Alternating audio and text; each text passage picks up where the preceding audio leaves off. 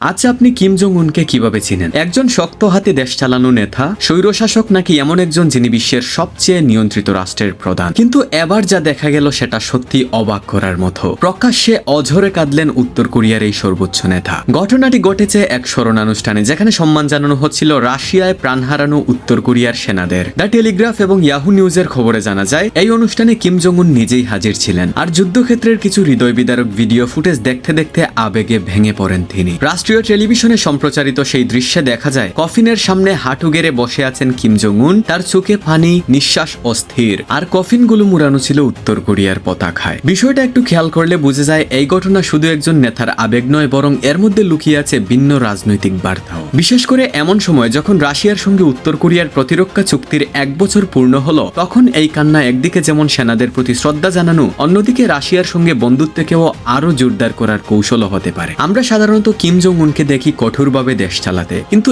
এবার তার এক মানবিক দিক সামনে এলো, যেটা খুব বেশি দেখা যায় না। তাছাড়া এমন দৃশ্য দেখে একটা জিনিস স্পষ্ট হয়ে গেল, নেতাদেরও একটা মানবিক দিক থাকে, যেটা আমরা সচরাচর দেখি না। কিম জং উনের এই কান্না হয়তো অনেকের কাছে অভিনয় মনে হতে পারে, কিন্তু এটাও হতে পারে তার দেশের প্রতি, তার সেনাদের প্রতি এক ধরনের আবেগের বহিঃপ্রকাশ। সো ডিয়ার অডিয়েন্স, আপনি হয়তো কিম জং উনকে এই প্রথমবার কাঁদতে দেখতেছেন। তার মতো একজন সুপ্রিম লিডারকে এইভাবে অঝরে কাঁদতে দেখে আপনার অনুভূতিটা কেমন? আপনার মতামত অবশ্যই কমেন্ট করে জানাবেন, and please guys subscribe to our channel.